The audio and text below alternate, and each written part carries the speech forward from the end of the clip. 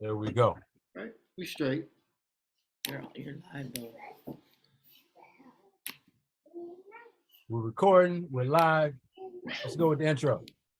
3, 2, 1. Can you hear him? To Gene Smith. Can you guys hear me? Yes, we hear you. Perfect. I can't Try hear it you again. though. Markham. Yes, I hear you. Yeah, we're on mute. You hear us? I hear you. Right here. We hear you. Right here. Let me see. But this is what was causing the echo. Video. Hello, hello, hello. 1, 2, 3. You're good. You're good. Video. Hello, hello, hello. 1, 2, 3. Oh, now we echoing. It seems like I got a delay or something. Hello, hello, 1, 2, 3. Yeah, we got an echo. All right, why don't we try this? Why don't you sign off, close it out, and then we'll Okay. sign back in.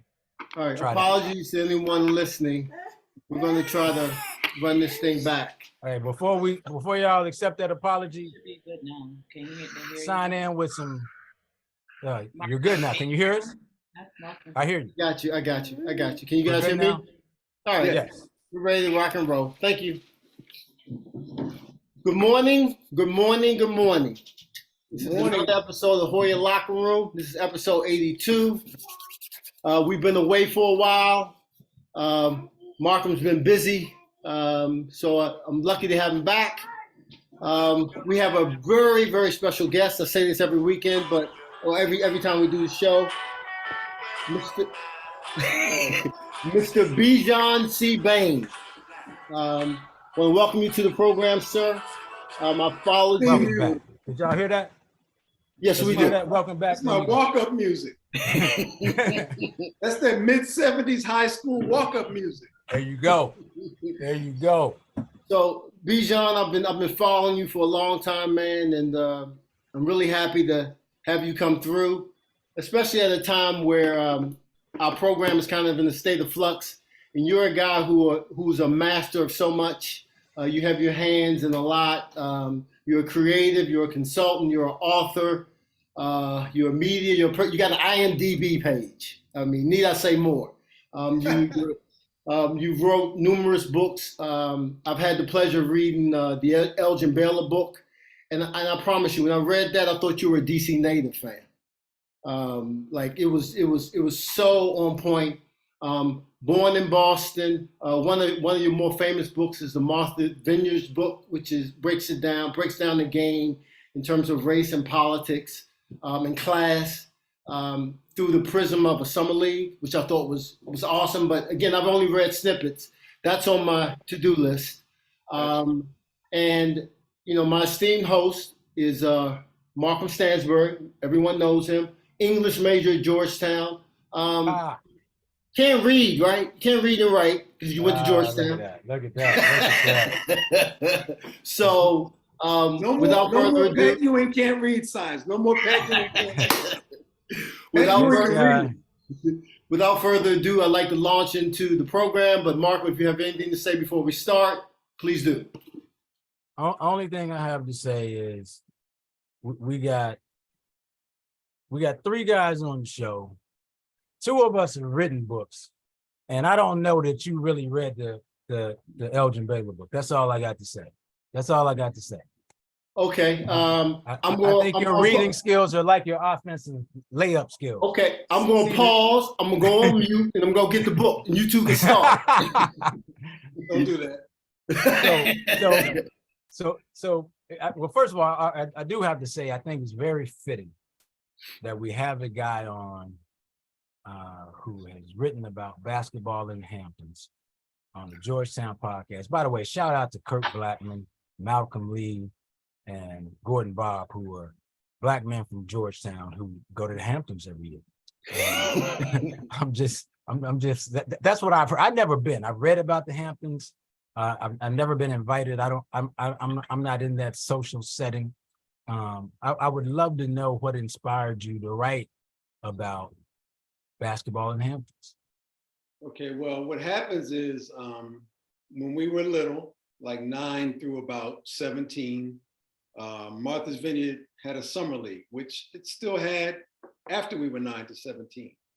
but it started when we were baby boomers. And in that summer league, there would be boys that were native to the vineyard, lived there all year round, only about 7,000 people back then. High school, maybe 400 kids. And there were kids that went up there every summer with their folks or with their grandmother. And those kids would be from the Bronx, Queens, Harlem, Roxbury, Dorchester, Baltimore, D.C., Philly, Jersey. So all these children that didn't know each other, mostly male, but eventually included women players, would play pickup in the afternoon and then league games against each other in the morning if they were little boys.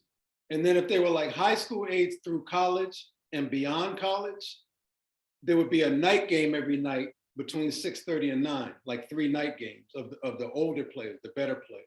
So we're basically talking like youngins to So what, like 25? So like, like a couple of pros. Okay. A smattering of pros. So what would happen is people met across socioeconomic lines that wouldn't have known each other because they didn't live in the same city all year round through that summer league, probably for a good 30 some years. And not only did some of the guys that met there in the mid to late 70s and early 80s become close friends because they were thrown together on the same teams, because the teams were random. You could have like 3 guys from Harlem, a couple Baltimoreans, a Jersey kid, 3 Massachusetts boys, 3 people from the suburbs, and a guy from the Bronx on the same summer league team when you were 12. You wouldn't have met those people because your parents didn't know their parents because you didn't live in the same town before, July and August. So you learn to get along with other people. You learn to show up on time. There was no internet. You learn to, wear a uniform, ref, scorebook, the scoreboard, electronic scoreboard on an outdoor court. But you had to do morning drills before the first league games in the morning, which was the 9 to 11-year-old boys. So you did your drills and your instructions. You learn all these things like mirror drills and all those kind of things. And then you played your morning games. And you got older, you played in the league and moved up to your age, to different age levels. Right. You that said was something I where- want to touch on. You said people, because this is not what I've heard. So it's kind of two things I want to follow up. So you said people played across socioeconomic boundaries. And I've heard, and I'd love for you, for people who haven't been or don't know what Martha's Vineyard is, to give a little background on that. Okay, so Go with the just Philadelphia line from Denzel Washington. Explain it to me like I'm a 3-year-old. I don't know what the vineyard is. No, because that's very important, and we'll keep it kind of succinct for the brevity and the nature of what we have to get into on the show.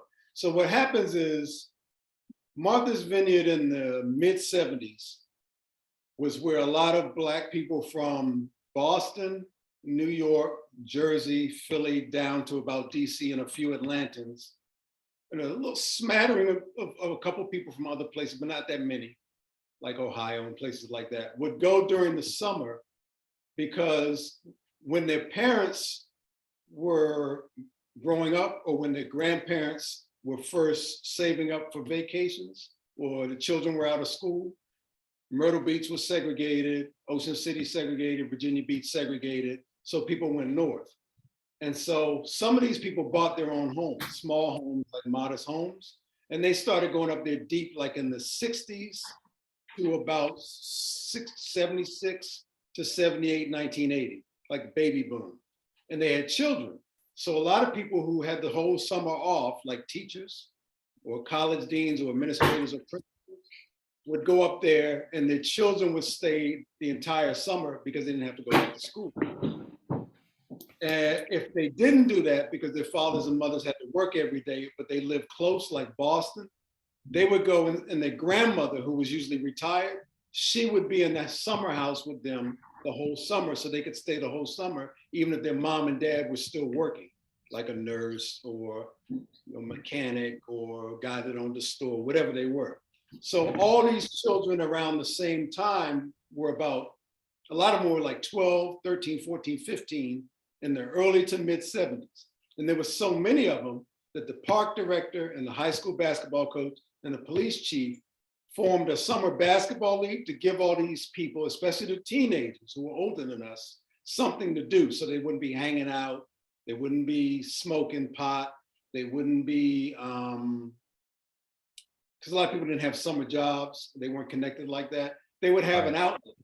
And the outlet helped everybody. It helped us learn about kids from other cities and what they wore, what their slang was, what their towns were like, how to get along with people that weren't from your camp. It helped the vineyarders because the children that lived there all year round got to play basketball with people from all up and down the Eastern Seaboard. So that exposure helped their games because when they would play in their regular seasons, when we were gone after September, they could beat Boston schools because they weren't intimidated by city kids because they had seen city kids in the summer. So every kind of handle, every kind of move, they had already seen it by the time they were like 11. So nothing really fazed them. So that's what the socioeconomic was. It was like white year-round kids, black year-round kids, and black vacation kids. The black vacation kids tended to have a summer home because that was their second house they were going to in the summer to play in that league. So they had more money than the white year-round kids. So it was the rare basketball instance where the black kids were the well-to-do kids, not rich, it was just a little summer cottage, but had more money than the white year-round kids. Usually basketball is the other way around, like Bill Lambier's people, Kiki Vanderweg's people, Danny Ferry's people have more money than the guys from the community. This was flipped.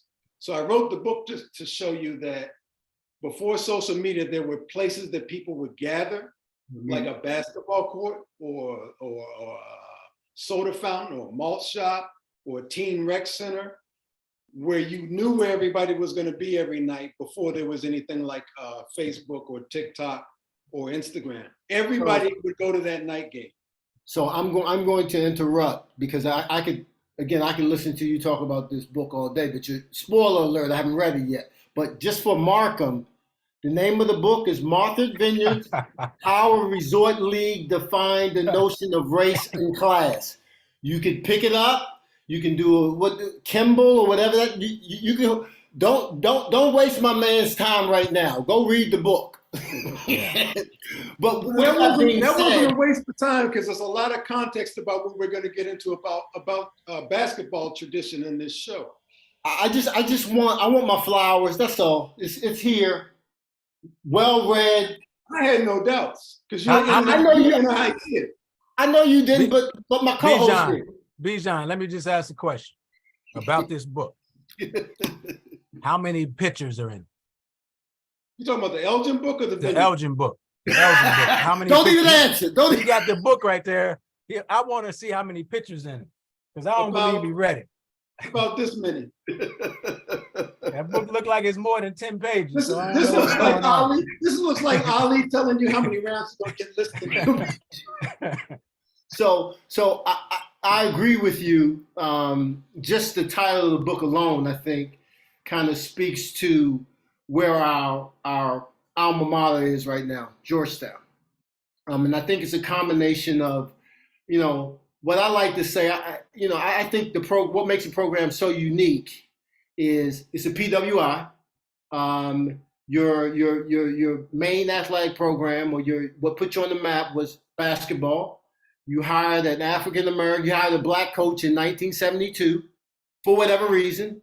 He was the first black man to win a national championship. Now you fast forward, and I'm leaving out a lot. I'm leaving out AI. I'm leaving out, the fact that, we went and got AI out of the bind he was in. And all of that had to be somewhat of a culture shock for the university itself. But obviously success, you can embrace success quicker, right, than a lot of things. Have you been following Georgetown this year? I guess I'll start there. Yes, I have. Not closely, but I have because of social media. And I haven't watched a lot of games in real time, but I watched some games in real time last year and I see some carryover. And I think it's very important to point out these unexpected things cross-culturally about basketball, the Eastern Seaboard, the way the Big East was basically built on the careers of Eastern Seaboard recruits, from like Connecticut on down. I-95, I-95. Yeah, same recruits, same kids that played in the summer league, same cities. And also that brand that Georgetown formed after like the Mike Frazier's left and the Derek Jacksons left and the John Durans left, where it was the first Fab Five, it was the first UNLV, it was the first the U football before the U football. It was the first brand that the media sort of stereotyped as like a inner city brand. Stereotype. Bijan, but before you get too far along, I just want to point out, you said that the brand was established after the Derek Johnsons and Derek Jackson. I'm sorry, Derek Jackson. You should be sorry. No. Yeah, absolutely. You said after the Derek Jacksons and John Durans left, my phone would blow up the next week if I don't correct you and say John Duran was part of that establishment of the brand. I'm talking about globally. I'm talking about globally after the Big East was formed and they were on national TV with a Monday night game every week, and the rest of the squad, if they didn't play in that Monday night game, they were in a conference with the Syracuses and the St. John's, where all the New York media were. I'm not saying that those guys, like freshman Fred Brown and those guys, I'm not saying they didn't put it on the map, because they did. Merlin helped put it on the map. Tommy Skates and Jonathan Smith. I'm talking about to the rest of the world. Right. They were the first Fab Five, the first Vegas, like the Texas Western of the 1980s, to people all over the world. People even thought it was an HBCU in some parts of the country. Right. It's interesting you say that. I meant to send both you and Markham. It was a promo that ESPN pushed out today. And it was about celebrating MLK's birthday through men's and women's NCAA basketball. And as they go through the photos and the music that draws you in, the photos, I'm looking because, again, if you're talking about Black America, Georgetown was Black America's team. Georgetown was after Texas Christian, and then you have Fab Five and UNLV. I think kind of fit that definition. Not Texas Christian. Excuse me. Wasn't Texas Christian? It was UTEP. UTEP. Yeah, my bad. But as they flow through the photos, you had Nolan, you had Cheney, you had Thompson, and then they flashed up teams. You had UTEP, and then they went to North Carolina, and then there was no Georgetown. And I just think, wow.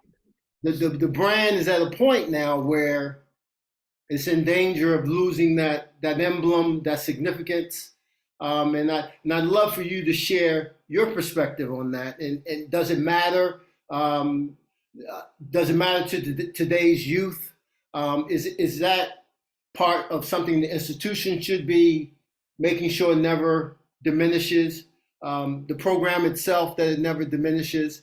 Because the person we have at the helm now was obviously firmly entrenched in that, making that happen. I'd love to hear your viewpoints on that. Big time. Yeah, that recruitment of him and bringing him down from the Boston area was like really pivotal in cementing, like, oh, I know that kid because he was Parade All-America Street and Smith. Okay, he's going there. He could have stayed home. So yeah, I think it's important because when you look at these schools, I look at a Marquette when they had the Bo Ellises and the Butch Lees and the shirt tail out, and they were kind of like the Fab, they were like, that was like the long shorts, baggy shorts of that era. Without McGuire. Bo Ellis designing the uniforms and a lot of brothers, but they had a white Catholic coach. But McGuire had flavor. He had flavor. He was from the hood. And they were that too, to that generation. So it's important because the Loyola Chicago, the Marquettes, and the Georgetowns are sort of like mostly Jesuit institutions in most cases that you only associate with a white student enrollment before hoops came on the scene and kind of rebranded them. And Loyola won the whole thing in '60 and started Four Brothers. So I think it's important that these institutions that Black people embraced and white people benefited from the branding of and the sales of all the gear, and the enrollment went up and the school was on the map and more kids wanted to go to school of all ethnicities on the backs of brothers sweat and blood on the courts. And in Georgetown, even the coach was Black.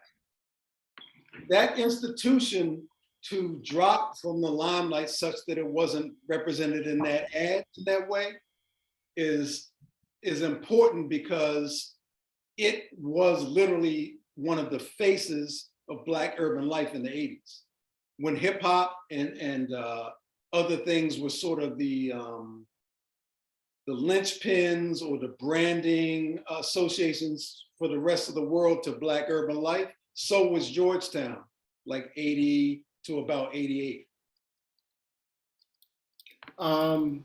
Markham, you want to jump in? Well, I'm curious really about the Elgin Baylor book, because I know that for Big John, and by the way, shout out to George Williams. Elgin Baylor was his uncle, but Big John really looked up to Elgin. He had a whole chapter in his book called Rabbit, which was Elgin's nickname. What made you want to write about Elgin Baylor, who for many people, like everybody talks about Michael Jordan, Dr. J, like before him, but really, I think Elgin Baylor was really the first kind of high-flying kind of player, even before, I think he was before Connie Hawkins, if I'm not mistaken. Yeah, it was. So about 10, 12 years ago, I noticed that there was an Oscar Robertson biography. Russell had written 2, which were autobiographies. West had written 2, and one had been written about West, Mr. Klutz by Bill Libby. Kareem, who was relatively young when he wrote his, did Giant Steps, I think it was called.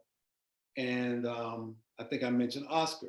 And I was like, Shout out to Mari Robertson. there's somebody missing from this. There's some, and there were Wilt books. One by I think it was David something in the early 1970s, just like your average 7-foot Black millionaire who lives next door. Then there was another one that Robert Cherry wrote in the 90s, and I was even interviewed a little bit for that. I'm just, I'm in the acknowledgments, and I was like, okay, there's a Wilt book, a West book, an Oscar book, a Russ book, and a Jabbar book. There's like something missing. I'm missing. There's of that 6 or 7. Nobody. So I kind of looked. I said, well, Bijan, maybe one came out in the late '60s when he was right past his prime, or early '70s. You was off your radar. Maybe didn't sell well. You never had a copy when you were a boy. Blah blah blah. And I looked it up. It's like there's no Elgin book, and I'm like, wait a minute. Elgin's like the precursor for the Hawk. Then you get Doc, then you get Neek, then you get Mike. And Elgin's from Washington. I grew up hearing all these rabbit stories. Rabbit this, rabbit. I didn't even know who they were talking about because they would never say his real name.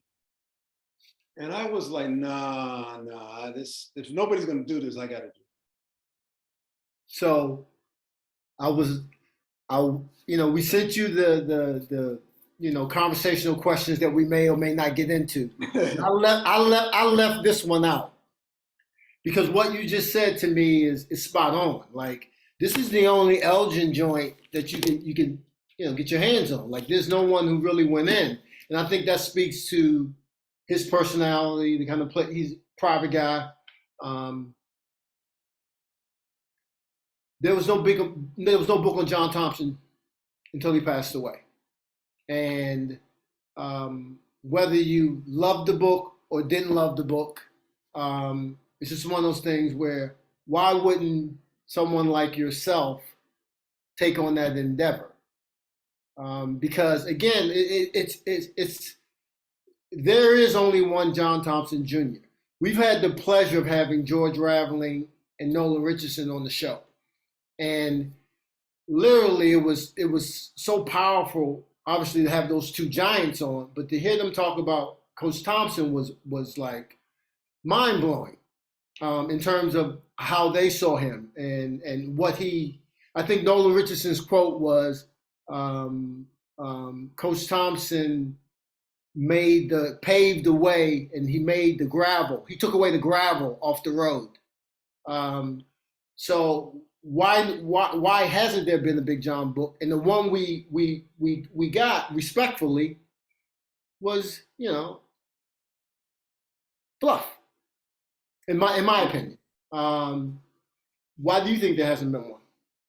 Well, Elgin and John Thompson have a lot in common, even though they're a few years apart in high school. Actually, several, probably about 7 or 8, because Elgin graduated a little old, which may speak to why he ended up in Idaho and then Seattle, because he might have graduated a little old. But they're similar in some ways, although Coach Thompson did have like radio shows and was a little bit more TNT, more in the media. But in terms of his team, yeah. Yeah, but in terms of his team, pretty private, pretty buttoned up. Elgin didn't really like to come on people's shows and talk about 71-point game and 61 in the finals and leap in, and were you the precursor to this person and were you the precursor to that person? Were you like the test pilot? He just, stats speak for itself, kind of late 1950s, 60s kind of guy like Bill Russell. Autographs, trophies, awards, banquets, whatever. I did my thing. Everybody who's supposed to know knew. The people that I cooked, they know I cooked them. I'm not too keen on coming on ESPN. So there's a similarity among the athletes of that era. They're kind of very, not in all cases, but they can be outspoken. When you said that era, being a similarity and talking about their quietness, my mind immediately went to my hero, Muhammad Ali. I was like, that's a guy that's 180 from that. But go ahead. Yeah, I thought about him when I was saying that, but but he's in an individual sport where you have to prop yourself. And you have to prop yourself. I think Elgin, Russ, the Big O, some of these guys, when they were probably in their heyday, which would be great to see in terms of like footage, like when it was happening, were probably misquoted a lot. The press was probably almost all white male. They probably played at a lot of on a lot of road trips with the hotels with Jim Crow. They're probably misunderstood in some sense. Oscar's been branded as sort of a loner and aloof and hard to get to. So is Kareem. Russ, same way. So I think they see the media as sort of two-faced. It's like, oh, somebody stepped to me and they want to do a book. But the stuff that I wanted to talk about in the 60s and the way that I was misrepresented in the 60s or misquoted, or Pat Ewing can't read, or I don't have any white players on my team, or we're playing thug ball. They have a mixed relationship. They have mixed feelings about media in general. So when you step to them about doing an autobiography with them, they're thinking of the media from their heyday that would gather around their locker room and how twisted their words and their thoughts and their sentiments about the civil rights movement would be. So some of them are like, the heck with the media. You said I'm surly, so I'm going to show you surly. Yeah, I often, it wasn't until obviously much later, because, while you're there, or while I was there, it was more like I was just taking it all in, and you're young, you're impressionable. Big John represented so much to his players. I mean, not all his players, but he represented so much that his strength and his command of the language was so outstanding. I often felt he played the media the way he wanted to play the media. So that clearly might have been that back and forth, but it was just like, again, I think there's a story there that's, that needs to be told, because it's inspirational. I think it's it's just a lot that we don't know, right? Well, it's very nuanced because Thompson was Russ's understudy. Mhm. And so all this DC, Eastern Seaboard, I-95, Auerbach knew who Len Bias was, Auerbach knew who Tommy Amaker and Othell Wilson and all the local, he knew who all those guys were when they were in high school. Adrian Branch, all those guys, because Auerbach lived near St. John's. He didn't live in Boston.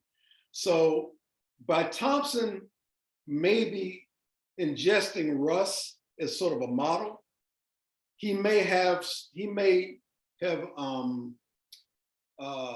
embodied some of Russ's attitudes about the press and like the how two-faced fans were, okay, you want my autograph, but I can't buy a house next to, But Russell wrote 2 autobiographies, right? But it's in his words. It's in his words. So it's not working with a writer. Working Yeah. with a writer is entrusting a writer to tell it the right way is different than you doing it into a tape recorder where you know it's gonna I get it. But I think that might have been his guy, not just in terms of like the defense and the, you're not gonna be able to bring the ball up the court and that whole, playing all the passing lanes, but just in terms of philosophy, because he had to be around him a lot. And he played basketball in college up in New England, in Providence. So I'm not saying he tried to be like Russ #2. He wasn't like Kobe with the Jordan with with the armband in the exact same place. And I think that would have the tone been of very. voice at the press conference exactly like Mike. Not John, quite. John, I think John himself would tell you he would never try to do that because that would have been impossible. Yeah, but That would have been impossible. It's just like singing or hip hop. You take bits and pieces of people. Bits and pieces from wherever Until you go. you form your own, personality and your own style. You do absorb bits and pieces from people. And he brought that down to Washington, to St. Anthony's and Georgetown. And there's a certain toughness that I'm not saying he got from the Celts, because he was playing pickup ball before he even went to Providence. He was playing Turkey Thicket. Gene knows about Turkey Thicket. Yes, sir. But the Celtic aura and the fact that people hated them and wanted to beat them, he probably knew what that was like, because when Georgetown became that, we certainly embraced that. Yeah. Mhm. For sure. We certainly embraced that. So I just see it as an incredible opportunity, again, to share a story that hasn't been told in a way that I think is earnest and honest. I'm not talking about a TMZ joint. I'm just talking to something that really gets into the nuance of it. And again, I think it brings us fast forward to where we are today, and we're on the precipice of losing our 28th consecutive game in the Big East. Our guy's on, he's on the hot seat. So in your world, you're extremely. I love your opines, especially on just a cultural level and how all of this relates. I appreciate you, because you deep brother, so that means a lot.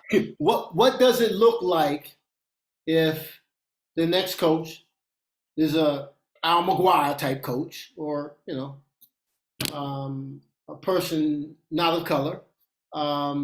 What happens? Like Mr. Etheridge. Yeah, like Mr. Etheridge. Although he's from the system. I love our fan base, not so much for the opinions, but because it is so diverse. Mm-hmm. And the reason why I bring that up is because the fan base, there's a fraction of the fan base that wants the Thompson deal completely Start from scratch, eradicated. And then, there's a faction that wants, like someone like a Rick Pitino. And again, whether I have no say in this. But again, there are optics involved. There's a thing that I always like. Legacy, history, pride does matter. Like, I don't want to live in the past. I want you to use the past as it relates to you moving forward. Kind of like our mantra for the show, which is a Frederick Douglass quote. But yeah, I'd love to hear your thoughts about what the next move could possibly look like if our guy, is exited. Well, I've heard varying things. I've heard some Patino talk, suggestions from even friends of mine saying he'd be a good fit. Not sure that they would go with somebody Patino's age. I'm not sure they wouldn't. Here's the thing. Recruiting now and recruiting like 1979, 1980, 81 is so different. It's so AAU. The children are not at Dunbar, Baltimore. They're not at Dunbar, D.C. They're not at Spingarn. There is no Spingarn. They're not at the Newark public schools for the most part. They're not at the Jersey City public schools for the most part, of the Boston public schools. So that landscape changed, and basketball philosophy changed. It was changing while John Thompson was coaching, but it's changed more since because of Steph. And so in terms of your question about keeping Say that again. Yeah, I mean, the game is just, I mean, when Pat played and Zoe and Ralph, the big man would literally come down court in the half court and literally post. Even before Steph, if you watch I did that today at 8 a.m. at the Santa Monica YMCA. Ran down and posted up. Just want to throw that in there. I don't know why you want to throw that in there, but go ahead. If you watch a college game, even before Steph was a superstar with the Warriors, if you watch a college game 14 years ago, 16 years ago, maybe even more so 8 to 10 years ago, when the offense sets up, nobody posts in the lane like a John Pannone or Pinckney and sets a target. Not saying it's never done, but it's pretty much not done. Corliss Williamson, you name it. So to recruit nowadays, you're recruiting for a different style, which speaks to your point about keeping some of the tradition. For you to press end to end now, like Tom Davis did, or like Tark did some, or like Nolan did, or like Gene's coach did, you very seldom see it now because the offense is so the offense begins on the perimeter. And the offense is so perimeter based that you very seldom see teams that press like the Wayne Turner Kentucky teams. The whole 40 minutes end to end with men on the baseline. So you're recruiting a different mindset of child for a different strategy of game for a generation that didn't grow up seeing Pat play, although the parents know who he is. So and a generation that the team wasn't that great when they were little boys. It was good when they were little boys because obviously you had the Jeff Greens and the brothers that came through, the Austin Freeman would have, they weren't sorry. They weren't losing 28 in a row, but they weren't the Georgetown of the people rocking the jackets. So when you look at that, just like you look at Oklahoma football a few years ago when they kind of had their down, Miami football when they had it, Nebraska football now when they kind of you got generations of people that grown up when you weren't really there. Now you got to recruit those people, and you got to recruit them from preps academies. And so there's so many variables and factors that are different than when John had that pipeline. And John first got there, he was grabbing guys from like Spingarn and St. Anthony's that he had already coached in high school, and then the Archbishop Carrolls like the Al Dutches and the John Durans and those guys who were kind of like, they're givens. They're in the summer leagues, they're in the junior high, they're feeder schools. It's a different landscape now in so many ways. And then it's a tough school to get into and get the books. So the person's going to have to be like a culture rebuilder, and we can, and it's anybody's guess as to whether they're going to be able to reinstate that mental mindset of this is how we are, this is how we play. You're going to have to deal with the style of play, because obviously Pat would have wanted to reintroduce that, because that's just how he was when he was a Knick. That's how he was in high school, and that's how he was in college. But you got to have the horses. So there's a lot going on there. It's academics, it's AAU, it's the style of play that's preferred in college now, just in general. How do you get into people's head? How do you become that bad boy team that's in people's head now? You're going to do it by pressing. Are you going to have a big man? Are you going to have a Dikembe or a Zoe or Patrick throwing people's shots? So the thing that I would add to what you just said, and Patrick coming in, it's set up for that. I mean, because you have a guy who was firmly entrenched. You have a guy who has the I-95 on lock. You have a guy who's a big man. So if I'm a big man anywhere in the country, you got my ear. So clearly the challenges are there. The difficulties are there.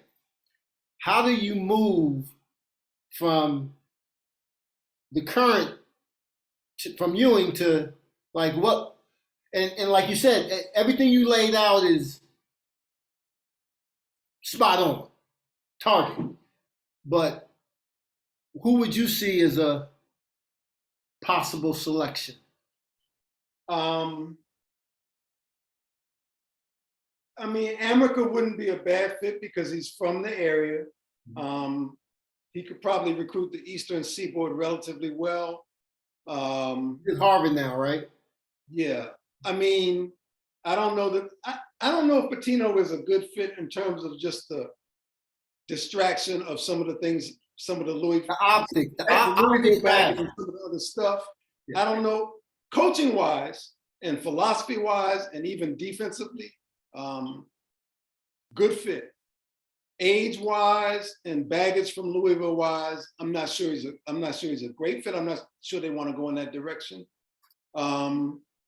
And then I think you have to look at assistants who can recruit AAU and Eastern Seaboard well, and somebody who has DC and Baltimore on lock. Because it doesn't hurt to have 6 or 7 nucleus guys, even though guys don't stay as long, that are like all Maryland or all Met or all Baltimore, because that's how John did it. And if those guys want to stay home, if you can get a coach that can get those guys to buy in, it could be a man or a woman.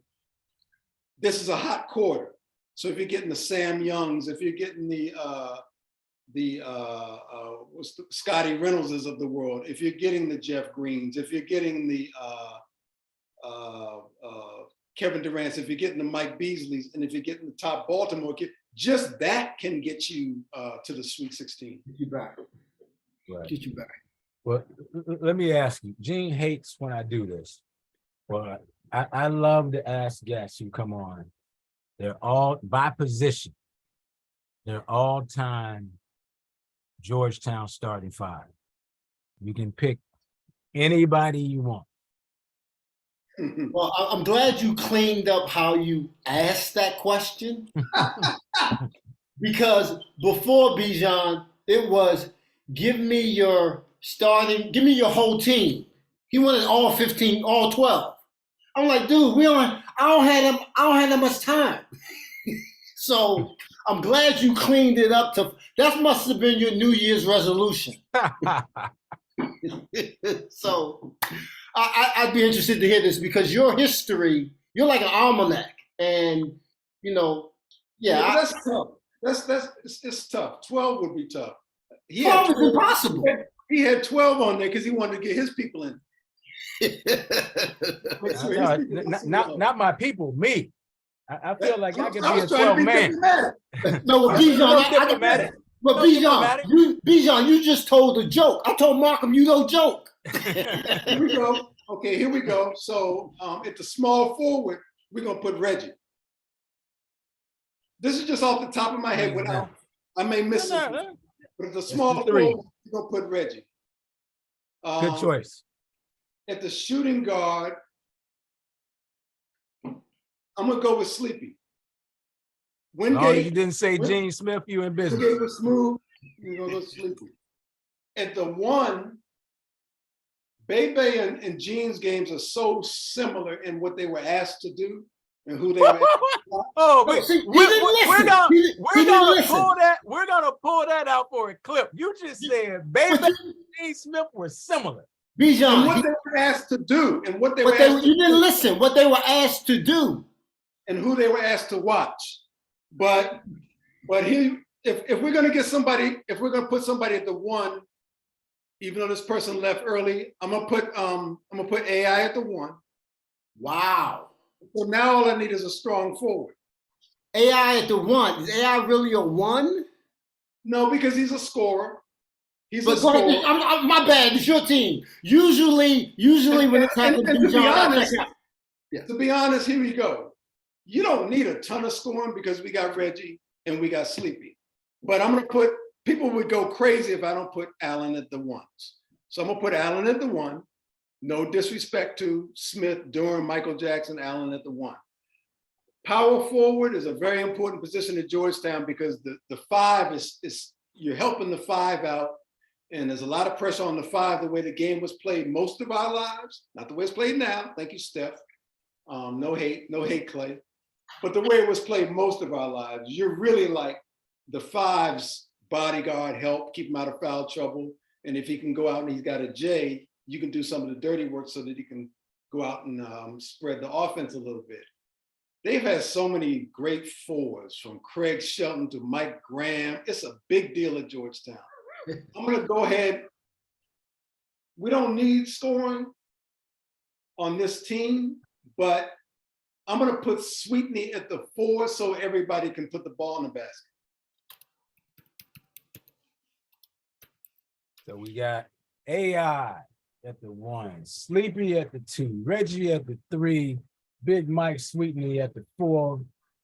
That's You ain't 234. gotta ask me who the 5 spot is. Yeah, but Oh, yeah.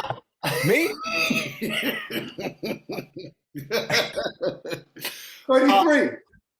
Bijan, I would be remiss if I didn't mention, as I usually do at the onset, Markham was manager of the year 3 years in a row, which no one has ever done at Georgetown, because Big John could not stand anybody that long.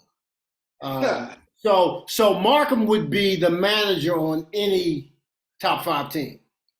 I only got there because I put a whole lot of extra time into making Gatorade. That's all that did it. You know something? At Georgetown, the way they pressed, the second 3 or 4 are just as important, boy.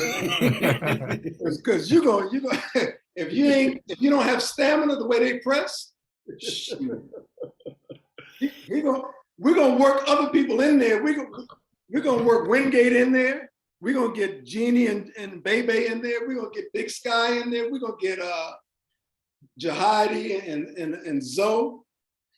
Everybody gonna get some love. So Bijan, this is it's probably an easy one.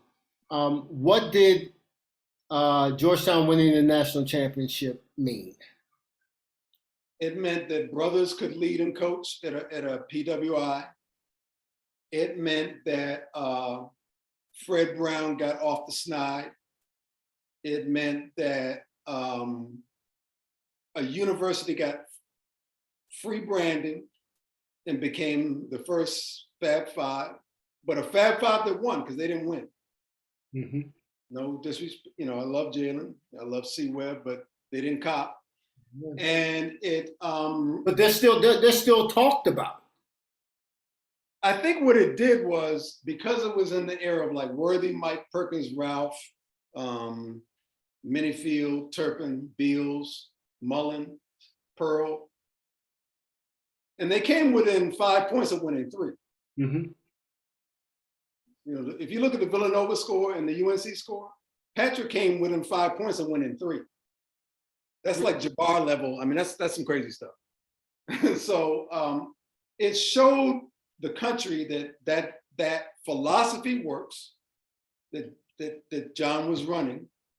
It showed the country that all this distraction press about Prop 48 and this and that, ain't got nothing to do with nothing. And people had to learn more about the school and the city through that story. Because St. John's didn't win in that era. Syracuse didn't win the whole thing in that era. Providence didn't win the whole thing in that era. So it brought a lot of attention, and it made some people take a second look at the program, a second look at the young men, and a second look at the head coach and Miss Fenton and everybody. Because now you had to acknowledge it. And the fact they came so close those other two times, you had to acknowledge it. So we just came up on the hour, and we'd like to let our guests know, because again, I'd be remiss in not thanking you for your time on the Sunday, fam. We really appreciate this. Thank you for having me. Absolutely. But I just want to follow up with you mentioned it just now. So if they win that next year, I'm not even going to go if they win 82, 84, 85. What if they just go 84, 85 back to back? Is the narrative more enhanced? Is there more? Because again, I don't feel in any way Georgetown is slighted. I just don't think they're talked about as not enough. So does that 84, 85 repeat back to back? Does that blow off the door?